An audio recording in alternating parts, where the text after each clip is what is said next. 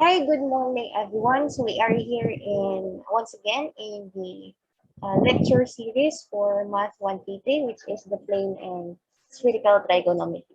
So in this lesson, we are going to discuss the trigonometric function for the general angle. So we don't limit on the either it is acute or obtuse. So more on the general angle itself. So later on, we are going to discuss the trigonometric function for special angles, triangles, and acute angles. So for this time, we are going to discuss the trigonometric function of the general angle. So before we start, this material is a additional to the materials for that I given you last time, the instructional materials. So we have here, let's start. So the first topic or the of this presentation, we have the introduction of your coordinates on a line. So we are all familiar what is the coordinates on a line. So in the illustration I have here, when you see a directed line, in which a line which has a direction, if you can see on the arrow, in which is colored yellow or orange, a line is which one direction is taken as a positive, and pointing to the east, that is a positive. When you look at the direction of the line that I draw on the illustration, and the other as negative on the west side. So the positive direction is indicated by an arrowhead. So look at the illustration. So in the coordinate on the line, please focus on the illustration. So we have the origin at point O. So So we have the origin at let me see if I can write a pen. So here is the origin of the coordinate of the line in which the zero is indicated. So wala yang negative yung zero, sorry. So disregard the negative on the zero since zero has no value. Okay, so in the illustration, line OB, so si point B is 4 units from the origin. So if you count the number line, that is 1, 2, 3, 3 for the x2. We have unit 1, unit 2, unit 3, and unit 4. So si point D is 4 unit positive from O. So the same goes with, however, si point C. Let's go with point C. So point C is on negative 2. So which means negative 2, C is 2 units come from point O, which is the origin, and the value is negative since the direction is opposite to the arrowhead. So the value of C is negative 2. So please be reminded that the direction of OB, if we say line OB, that is the direction niya is positive. How about BO? So if we take the opposite side, if if we change the origins of BO, let's first say, now our origin is here in B. So if we look at O from B, we can say that O is negative units from B. So again, line OB is not equal to line BO since BO is in negative direction.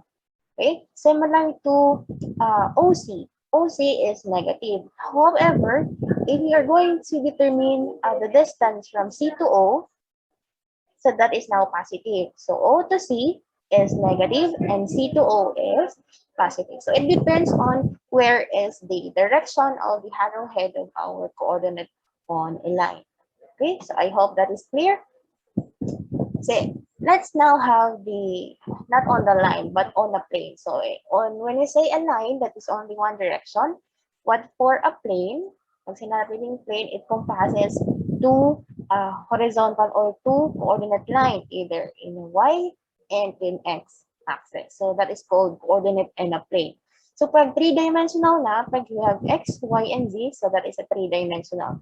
However, we are going to tackle the plane, so either x and y. Ayan here, written, a rectangular coordinate system. As you can see on the illustration, this is an example of rectangular coordinate system. In a plane consists of two number scale, either x and y axis. So it is always noted that yung x natin is in the horizontal axis and our y is on the vertical axis. Okay? So the point in where our y and our x-axis intersects. So this point here, that is called now the origin. So si x is my sariling origin and si y ay may sariling origin. Okay. So in this, so if this two plane or two coordinate line intersect, it creates the common point, which is the origin. Itong usually we designate origin as point O. So it is customary to choose the positive direction on each axis that is positive to the right. So in a coordinate plane, we always take note that the positive is to the left from here and positive upward to the north. Okay, so that is positive. So for convenience, we will assume the same unit measure for each axis, so either a meter, feet, or any kind of unit. So take note that in a coordinate plane, we have the positive and the negative. So for in this part naman, this is negative and this is positive. So another in the other quadrant, again, this is negative. This one is negative since arrow down.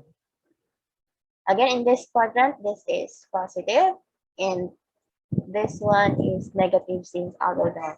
Okay, I hope that's clear. This is just a review of the coordinate system. So, the coordinate system, by system, the position of point P. So, for example, we have a point on a certain coordinate plane. So, for example, we have here, andito si point P. We have the intersection of 2 points X and Y. So, the distance called the coordinates. So, diba? We all know that what is the coordinate? So, this is the distance coming from the point of two planes. So, si point P, we can locate point P by two coordinates, si X. So, asan siya? So, this one, the line here, which is equivalent to this one also, and si Y. So, we cannot create the coordinate without the X and the Y. So, it's always a pair. So, we have here the Y.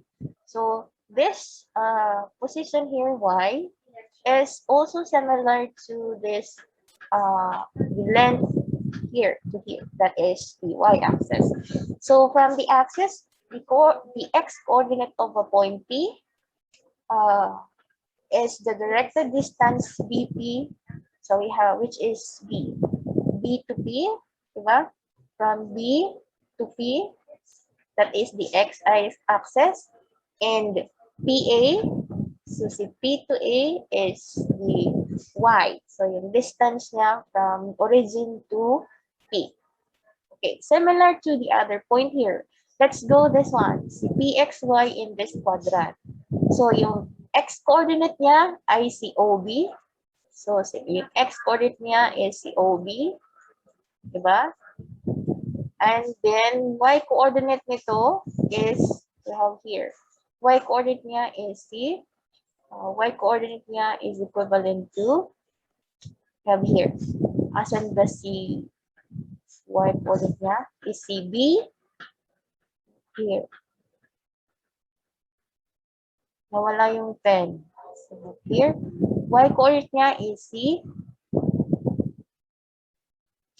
ano ba, nasaan yung pen?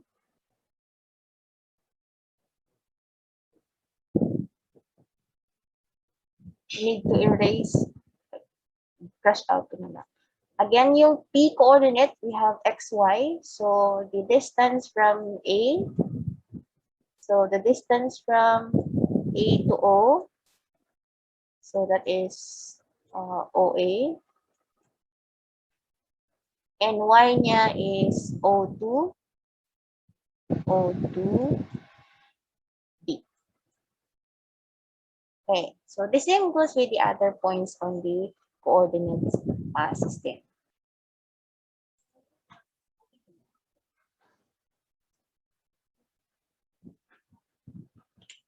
So, so this is the same. We have the quadrant. So since we are on the coordinate planes, we have four quadrants. So we have the first quadrant, which is the x and y is positive. Diba? For the quadrant one, the x and y we have here are positive.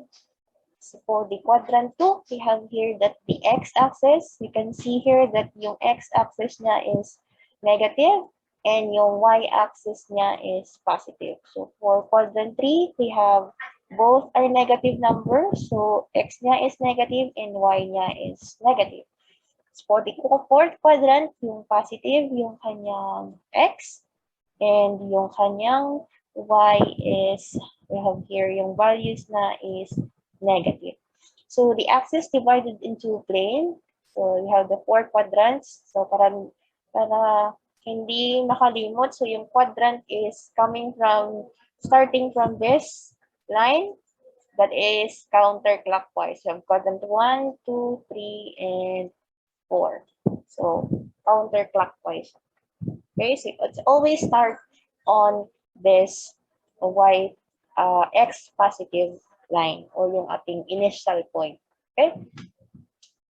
So the coordinates na plane, the undirected distance of r, which means yung r, ito yung hypotenuse o yung distance ng shortest distance in between the coordinates x and y. So we have here an illustration.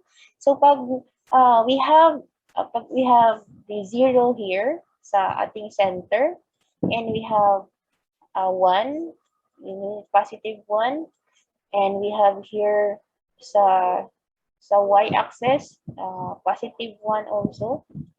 So the r here, so this is the directed distance of P11. So yung coordinates ni 1 is P11 na. So yung x natin is 1 and yung y natin is 1. So yung directed distance from this, so yung directed distance that is the distance coming from the origin, start tayo kay origin hanggang doon sa point kung saan nag-intersect yung ating kung saan yung nag-intersect yung x and y coordinate ng P or saan yung location mismo ng point P.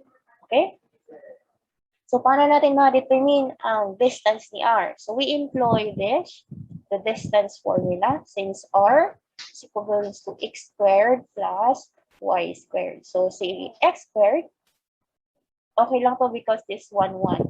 So, di ba, si x squared is equals to the difference between the x sub 1, x sub 2, and y squared is the difference between y sub 2 and y sub 1 if it is in 2 points. However, in my illustration, nasa origin tayo, so yung x niya, x sub 1 niya is 0 and y sub 1 niya is 0. So, x sub 2 niya is 1 and y sub 2 niya is 1.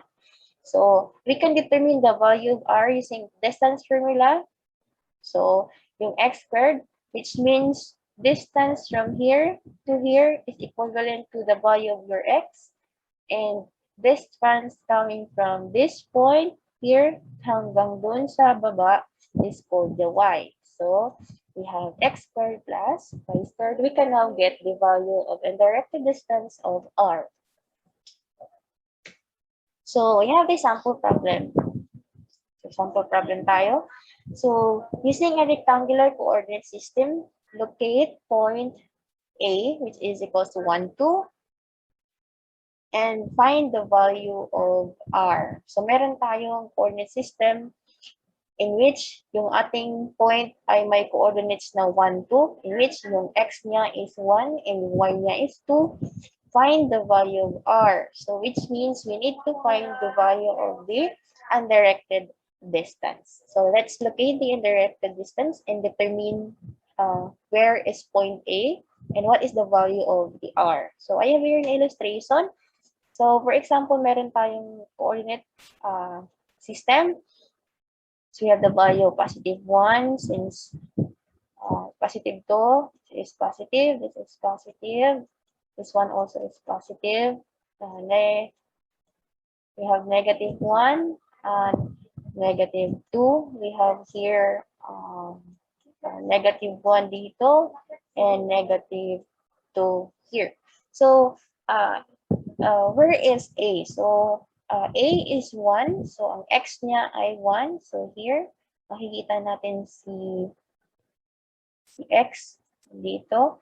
So, andito. And Y niya is 2. So, andito si 2. So, nandito si point A. So, how are we going to determine the value of R? Siyempre, si R is just the distance from origin to A. Okay. So, by the formula that I gave last time, so it means R equals to x squared plus y squared, in which yung ating x is yung distance from the origin hanggang dun sa x, ito, which is equivalent to 1, and yung ating y is from the origin hanggang sa coordinates na A. So, yung x natin is 1 and y natin is 2. We have here. So, the directed distance of point A is equivalent to the square root of 5. So, this is very basic. Just employ the distance formula.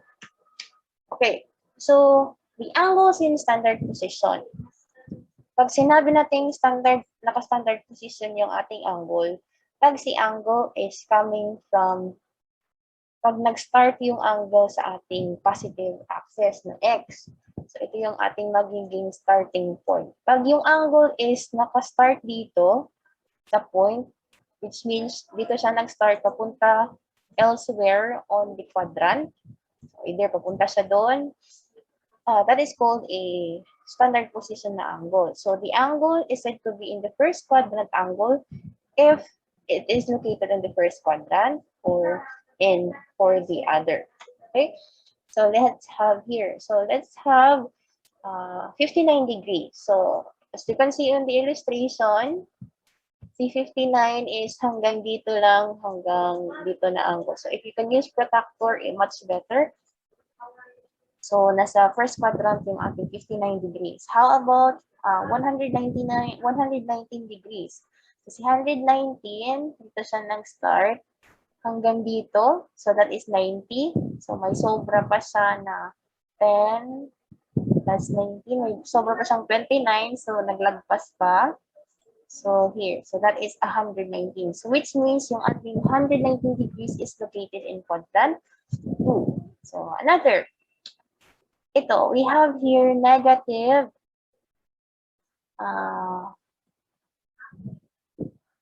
another example is 30 degrees. So, 30 degrees is this one. So, yung first quadrant. So, for the third quadrant, si negative 19. So, paano siya naging negative 19? Negative 19 siya because hindi na counterclockwise yung kanyang angle. So, we have here at the so for example, si negative 119. So, paano siya naging negative? So, naging negative siya since nag-start siya sa ating initial pa rin. However, yung direction niya is hindi na counterclockwise. So, pag clockwise na yung direction, so, yung magiging negative values na yung ating angle. So, si 119 is located on the third quadrant. Okay, so let's move to the angles in standard position pa rin. We have the terminal side. So, two angles which when placed in the standard position, so when you say standard position again, these angles are reckoned or nag-start siya sa ating positive x. So, have coincident terminal sides are called coterminal angles.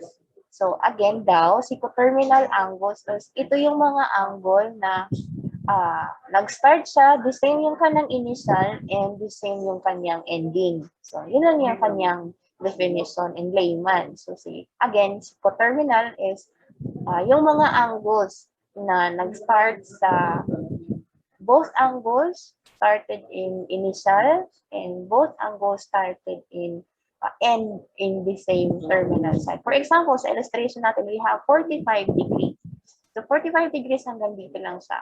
It's located in the first quadrant. So, if we draw another angle, So here, si red, which is 405. Si 405, same siya sa kay 45 na nag-start dito. And same din na nag-end siya hanggang dito.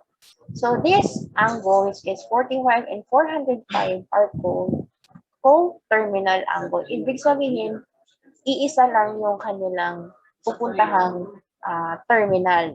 Okay. So, another example, si negative 315, yung blue na angle. So, siyempre, they are already started with similar initial point, which is yung ating positive axis. Here, you can see. And yung ending niya, same pa rin kung saan na-i-end yung ating 45 and 405 angles. Okay? So, how are we going to determine the coterminal angles of a angle? So, madali lang. Either you add or you subtract 360 degrees from the angle. Okay? So, for example, si 45. Si 45 degrees, let's compute kung si 405 ay totoo ba talaga na coterminal. So, if we add 360 to 45, so the answer is equivalent to 405. So, okay. So, 45 also, if we subtract 45 from from 360, so the answer is equivalent to 300, negative 315 15 degree. So, ano pa? So, there are a lot of coterminal angles of 45. Another, pag si 405, ito, magdadagdag pa tayo ng 360. So, that angle is also coterminal to 45. Okay? So, we have a sample problem for that. Construct the following angles in standard position and determine of those which are coterminal. So, for example, let's start with 125 degrees. So, i-draw natin si 125 degrees. So, let's start with this. So, ito, yung ating, so, si 125 degrees, start siya dito. That is 90 hanggang doon. So, that is 125. So, now, let's compute yung kanyang mga coterminal. Again, matedetermine natin coterminal pag nag-a-add tayo ng 360 to the angle or nagma-minus tayo ng 360 to the angle. So, if we add 360 to 125, so, ilan ba? 360 degrees plus 125. Ilan ba yan? So, if that is equivalent to 360 for, that is 485. So, 485 degrees. So, let's draw a 485 degrees.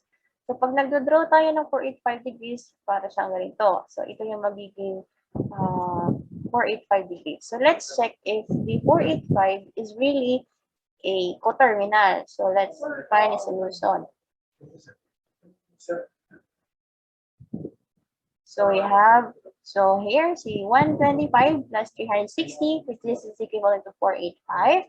Similar to, pag yung ating 485, magdadagdag pa tayo ng isang circle pa, isang 360 degrees, nagiging 845. So, which means yung ating 485, 845 is coterminal to our angle, which is 125.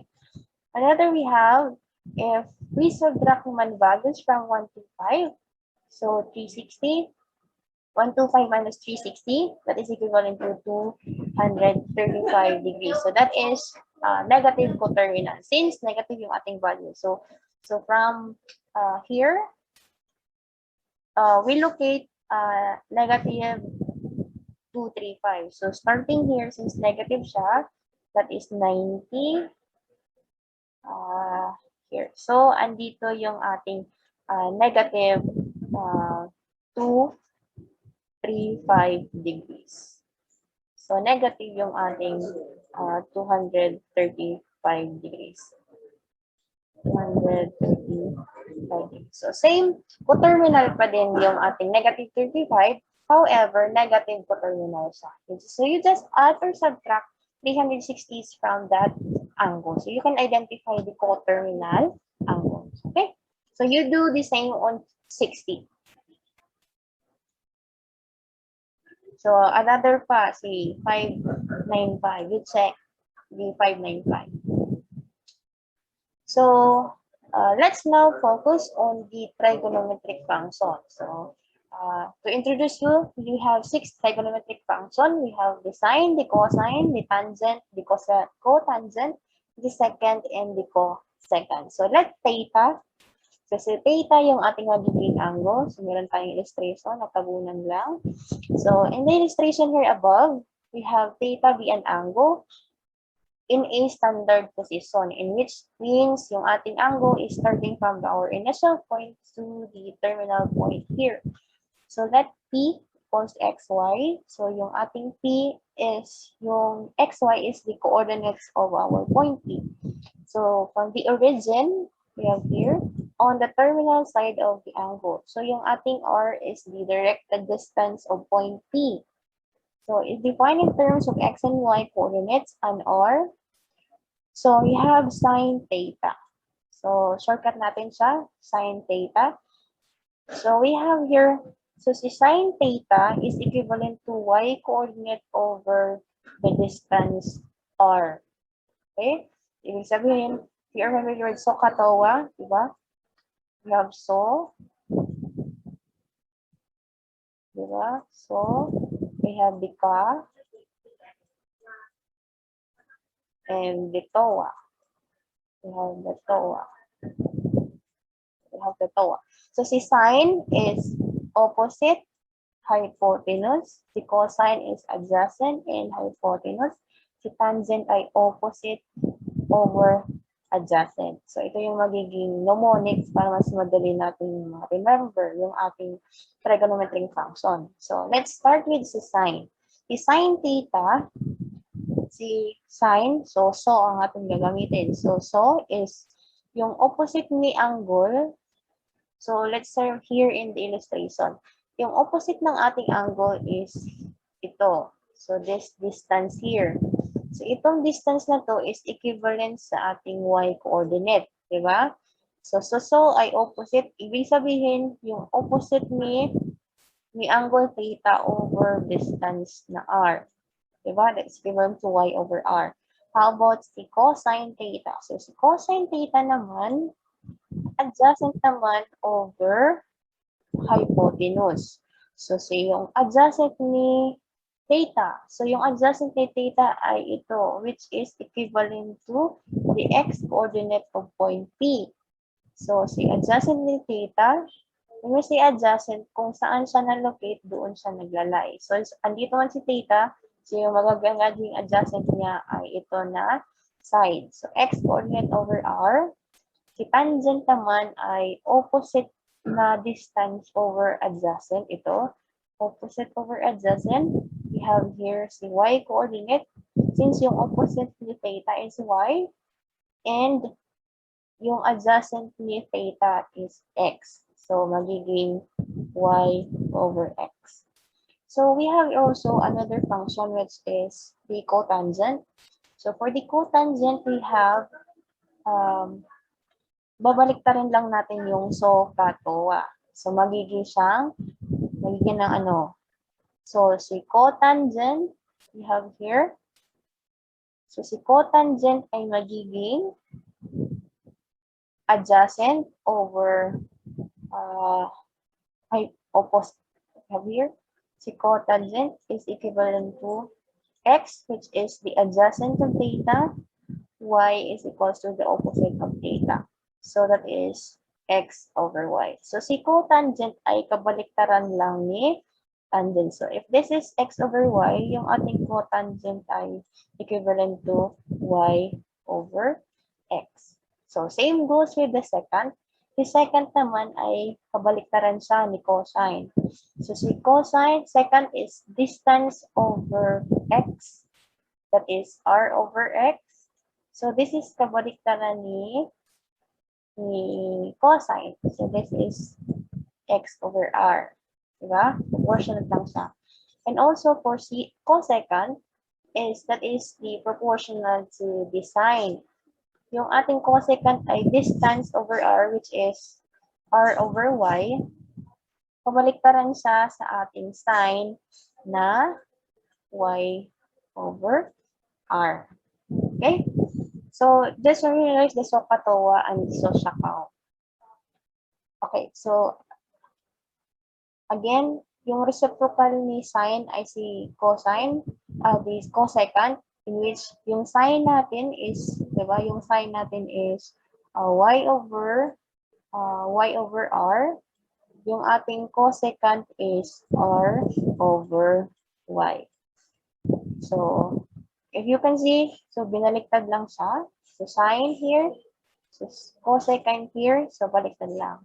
Si cosecant, yung kabaliktad niya is si secant. So, pag binaliktad natin ito, si secant ay magiging 1 over cosine. So, proportional lang yan siya. So, reciprocal. We have also si tangent. Si tangent ay 1 over cotangent. So, the same goes with yung reciprocal nito, si cotangent ay equivalent na 1 over tangent. Okay? Okay, we have here in every angle, so it has a uniquely determined function. So since yung r natin yung ating directed line is positive, so yung design yung ating function, yung anim na trigonometric function is nag-iba-iba.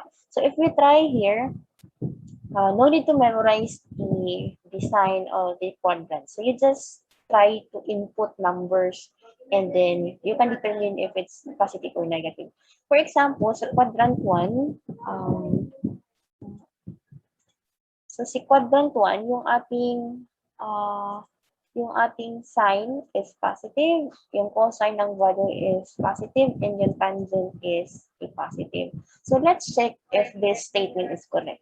So let's try yung ating sine of yung ating angle is 20 degrees. So let's say si 20 degrees ay nandito. So hanggang down siya na angle. So si theta is here, which is equivalent to 20 degrees. So if you use a calculator, let's try to check if sine 20. So if you using calculator, we have sine 20 degrees. The answer is negative. The answer is positive 0.34. So if we try naman cosine 20, that is 0.93, or also a positive. And let's try tangent of that 20. So yung answer niya is 0.36, positive. So let's try another angle. So let's try 300 degrees. So si 300 degrees, nasaan ba na quadrant si 300 degrees? So si 300 degrees, so 0, this is 90. So this one is 180, kulang pa. So this one is 360. So this one is somewhere here, nandito yung ating 300 degrees. So this is positive 300 degrees. So let's try if sine 300 degrees is negative, kung si cosine 300 degrees ay positive, kung si 300 ay negative ba yung tangent. So let's try to look in the calculator if sine 300. So yung ating sine 300 sa calculator is 0.86 positive. Okay? Sorry, so sine 300 is negative 0.866. So si cosine 300 is equivalent to 0.5. So try to check on the calculator. And si tangent 300 is negative 1.73. So this is correct. So the two on other angle, if asan siya na quadrant, and if this sign is correct. Okay? So we have also quadrantal angles. So si quadrantal angles is other type of angles in which yung kanyang terminal is lies along the axis. For example, yung ating 90 degrees. Si ating 90 degrees is hindi siya in between the quadrant. However, lies siya along the lies siya along the y-axis. So, if we draw 90 degrees, si 0 nga is, di ba? Si 0, which means nakahiga lang siya, wala siyang inclination. So, ito is 0 degrees. So, lie on the positive x-axis. So, yung ating 90, diba? And nandito yung ating 90 degrees. So, wala siyang quadrant kung saan siya na-belong, but it lies on the positive y-axis. Another quadrantal angle is if we plus 90 degrees by 90, another 90 degrees, which is 180 degrees. So, another quadrantal angle is 180 degrees, which means if we add 90 plus 90, so this is another angle which is equivalent to 180 degrees. So, same siya kay 0 degrees na along the x-axis, however, nasa negative axis siya. So, here in the negative axis. Another also, if we add 180 by 90, so yung ating angle is equivalent to 170. So another quadrantal angle is 270 degrees. So which means yung ating 270 degrees ay opposite siya kay 90, however, lies in the negative y-axis. So isa pang another quadrantal angle ay si 360 degrees. So si 360 degrees ay kakoterminal niya si 0 degrees. So, si 360 degrees naman, yung kanyang x and yung y-axis niya is equivalent to 0. Okay. So, if we try to look at the function of the quadrantal angle, so we have here 0, sine niya ay 0, cosine niya is 1, tangent niya ay 0, cotangent niya is undefined, second niya is 1, and undefined yung kanyang cosecant. So how did we get this value? So if we try to look into the illustration, si 0 degrees is lie along the x-axis, di ba? Andito yung ating 0 degrees since naka-flat lang sa horizontal. So yung ating sine, di ba? Yung sine natin is y over r. Diba? Ito yung ating kaninang value. Sine of theta, sine of ating theta equals to y over r. In this illustration here, meron bang y na values? So, wala. So, it should be equal to 0. May r ba? Wala. So, 0. If we have values of r, which means, for example, meron ditong x-axis. So, 0 over something that is equivalent to 0. So, for example, yung r natin is 1. So, 0 divided 1, that is equivalent to 0. However, si cosecant, so let's try some cosecant. Si cosine. Si cosine, let's say, meron tayong values na 1 dito. So, si cosine of the 0 degrees is equivalent to yung adjacent, di ba? Yung ating cosine ay adjacent, which is yung x over ng ating r. So, what if x natin ay equivalent to a value, for example, 1. So, and yung ating r is equivalent to 1. So, yung ating cosine is equivalent to 1. So, how about tangent? So, here, si tangent ay adjacent. Si tangent is, here, yung formula ni tangent, 0 degrees, tangent of our 0. Tangent of our 0 is opposite over adjacent, in which wala naman tayong opposite na angle since 0 degrees to, that is 0 over adjacent natin is 1. So, tangent ng 0 degrees is equivalent to 0. Let's have sa cotangent. Bakit undefined yung ating cotangent sa 0? So, baliktad natin, di ba? Yung kabaliktaran, reciprocal ni tangent ay cotangent. So, si cotangent of 0 is equivalent to, since ibabaliktad lang natin to, nagiging 1 over 0.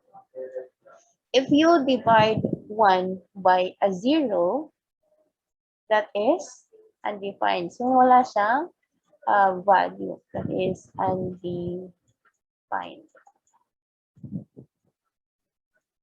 So, that is undefined. Kayo na magbasa.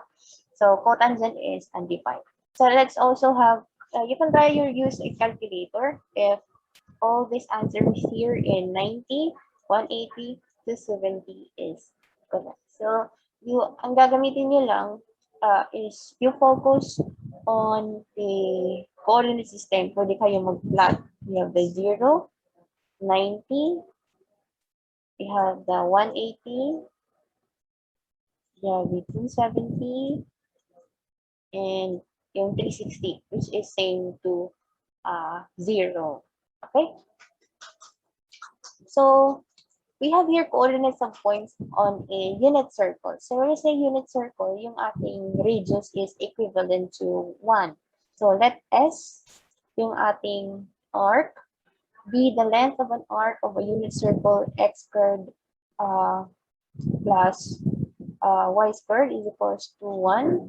So each is paired with the angle theta in radian. So pag naka-unit circle, yung ating angle is hindi naka-degrees. So, dapat naka-radian. So, using 0.10, so we have here 0.10, yung x niya is 1, and y niya is 0. So, andito yung ating point. So, the initial point of the arc pxy as the terminal point of the arc. So, sa 10, yung initial and terminal is the same, lies on this point here. So, we can determine the coordinates of P in terms of ating S. Pag naka-unit circle, wala tayong values. So, wala tayong X, wala tayong Y. However, mayroon tayong arc length dito and meron tayo dito theta. Diba? So, we can determine the value of the position of P by using the equivalent length of S and the equivalent length of the theta, which is equivalent in radian. So, take note, diba, yung ating S is equivalent to R theta. So, in which yung ating R is the length ng radius ng unit circle. Again, we are using the unit circle here. So, for a unit circle, yung ating radius is always equal to 1. Again, for a unit circle, yung ating radius is always equal to 1. Thus, if this is S equal to R theta, and we substitute R equal to 1, therefore, yung ating S is equal to theta na lang. Since yung R equals to 1, 1 times theta, that is theta. So, S equivalent to theta. Kung ano yung magiging value ng ating arc length, that is equivalent to the value of the radian angle na subtended by that arc length S. So thus, yung ating cosine theta, which is equivalent to x over r, diba? Cosine is opposite, cosine is adjacent, we have adjacent is x, and r is direct distance, in which yung ating r is equivalent to 1, so magiging x over 1 siya. So sa sine naman, so opposite is y, and yung r natin ay 1, so magiging y over 1. So the same with the cosine of your s, is all the same, so the same lang siya.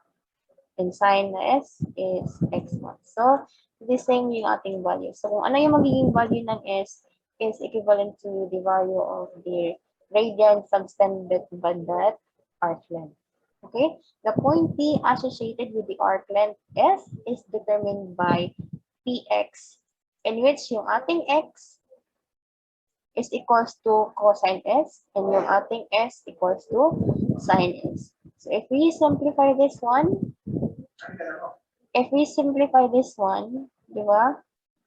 Sine S, X divided by 1 equals to S. So magiging X is equivalent to sine of S. And yung ating Y is equivalent to, asan ba yung Y? So this is Y, I'm sorry. So this is Y. Y yan. So yung ating X is equivalent to, erase ko nun, erase.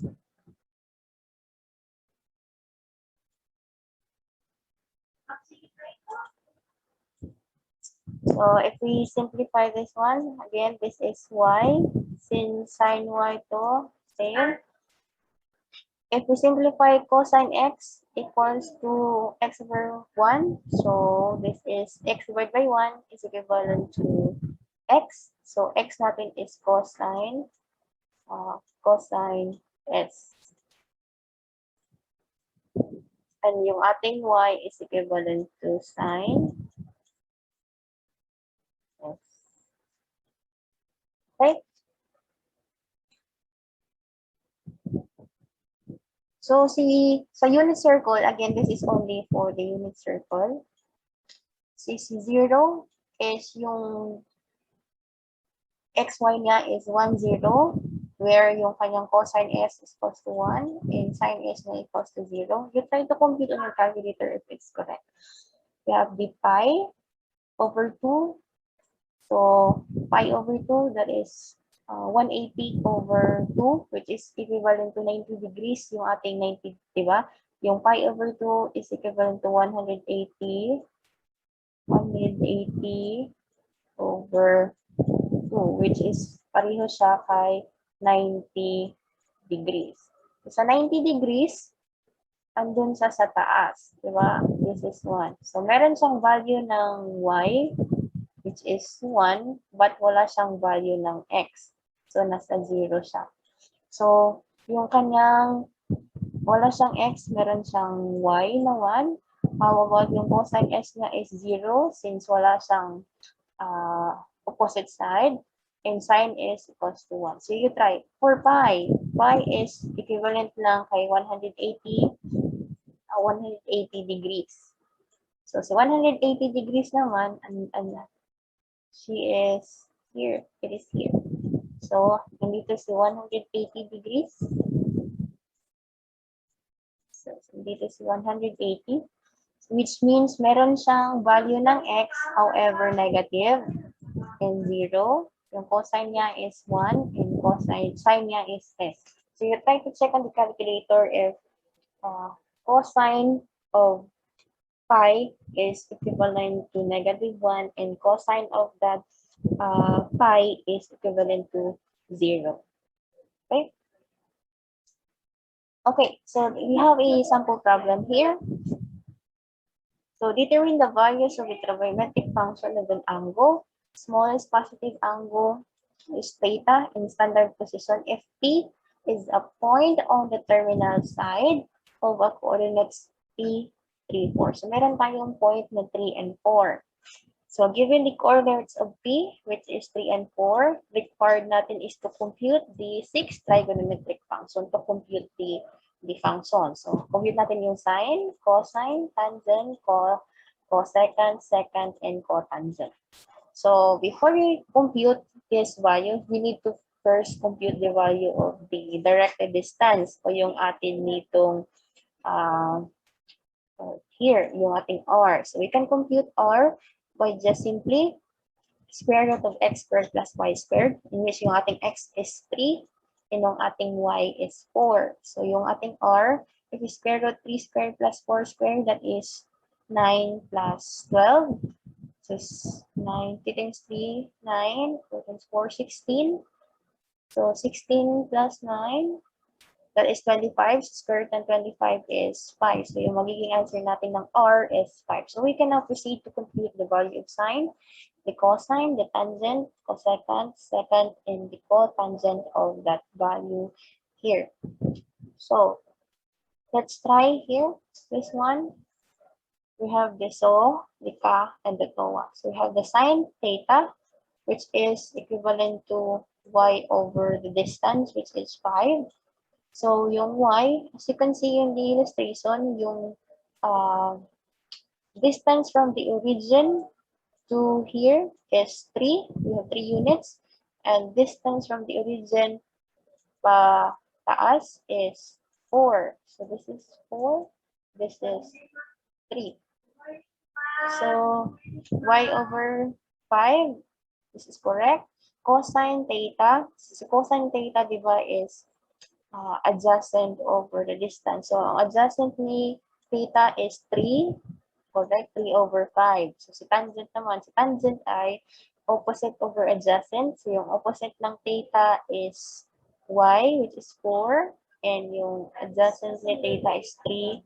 Yung x is 3. So, 4/3. So, this one is correct. This is correct and correct. So, if the cosecant, we just take the reciprocal of this value. So, the reciprocal of sine is cosecant. So, 4/5, dapat siya magiging 5 over 4. So, yung cosine, so second, yung ating 3/5, magiging 5 over 3. Diba? So, tangent ay 4/3. So, pag binaligtad natin, magiging 3 over 4. So, mas madaling hanapin yung this one, yung tatlong katuwa. So, ito lang, you can focus only here. And to compute the other 3 trigonometry, you just do the reciprocal. You compute the reciprocal. Okay?